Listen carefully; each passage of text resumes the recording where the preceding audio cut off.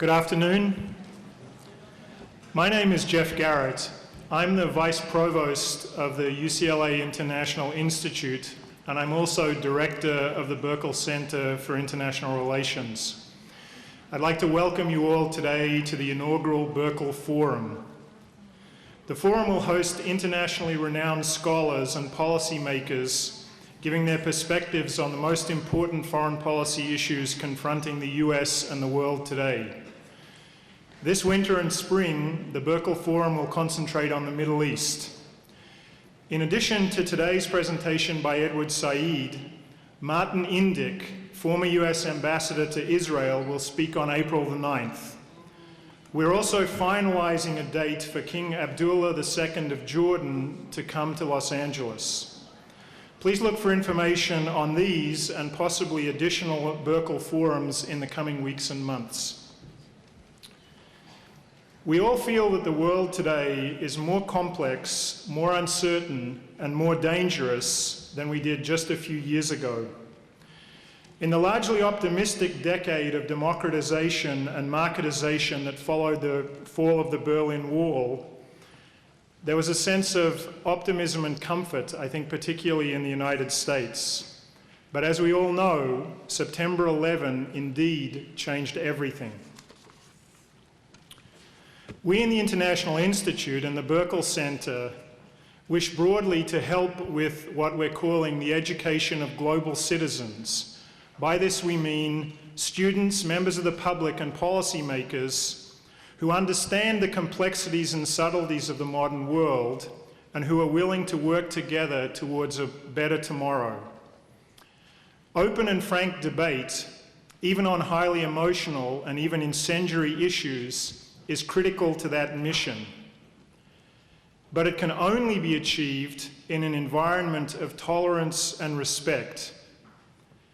If we in the university cannot engage in civil debate, who can? This has been a very troubling week in the world.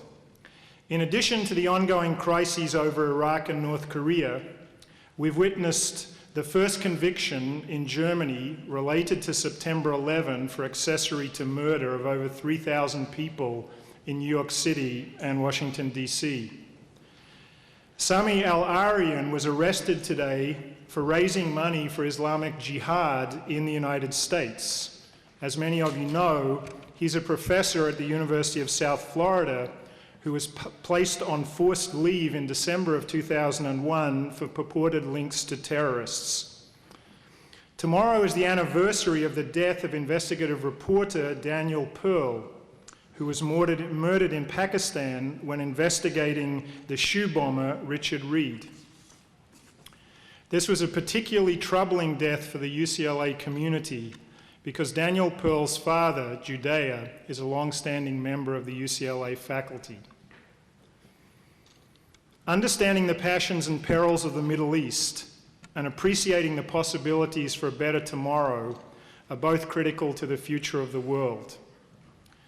We're extremely fortunate today to have with us a person whose insights into the region, its culture, religion, history, literature, and politics are myriad, provocative, and influential. Given the size of today's audience, I think it's clear that Edward Said needs little or no introduction. Nonetheless, I feel compelled to say a few brief words about him, if only to illustrate the breathtaking range of his endeavors. Edward Said was born in Jerusalem and raised in Jerusalem and Cairo. He was educated in the United States at Princeton and then at Harvard. He began teaching at Columbia University in 1963, where he's currently University Professor of English and Comparative Literature. It seems to me, on reading his biography, that he leads at least 3 very full lives, any one of which would be more than enough for most of us. First, Professor Said is a prolific author. He has written over 20 books that have been translated into 35 languages, with titles including Covering Islam, The World, the Text and the Critic, Musical Elaborations, Culture and Imperialism, Out of Place, a memoir, and The End of the Peace Process, Oslo and After. In addition, he edited Henry James' Complete Stories for the Library of America. His Freud and the Non-European will be published this spring. Edward Said's classic, Orientalism, not only transformed the study of literature, but also acts as a focal point for political debate on the Middle East. Edward Said's second life is as a social commentator and political activist.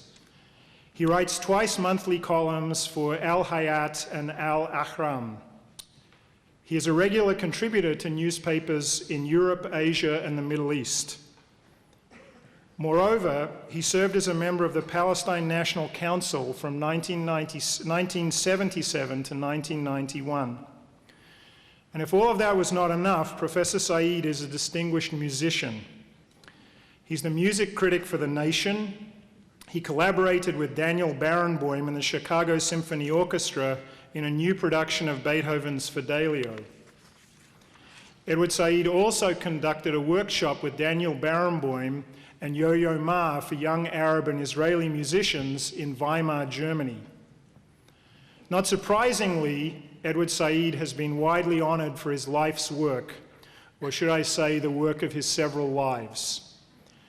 He is a member of the American Academy of Arts and Sciences, the American Academy of Arts and Letters, the Royal Society of Literature, and the American Philosophical Society.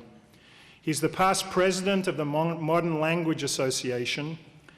He holds 17 honorary doctorates from universities including Chicago, Michigan, Edinburgh, and Warwick.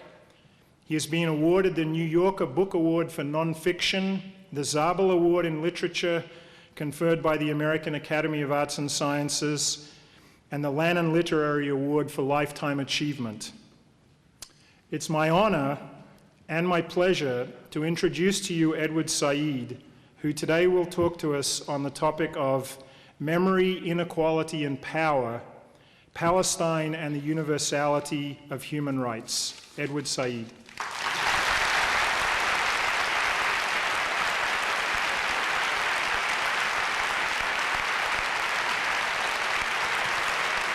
Thank you. Thank you very much.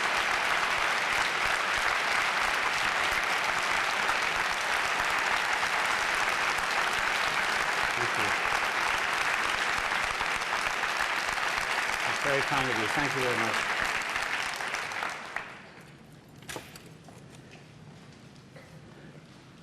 This is first of all, I'd like to thank the Vice Provost for a very generous and flattering introduction, and also to thank all of you for coming today, and I hope participating in the discussion, which will take place after my remarks.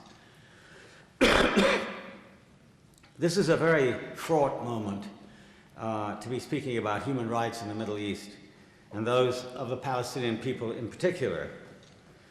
But it does seem to be in some ways a symbolically useful time for the purposes of my lecture. The United States of America has already sent a hugely intimidating military force to various Arab and non-Arab countries in the region surrounding Iraq.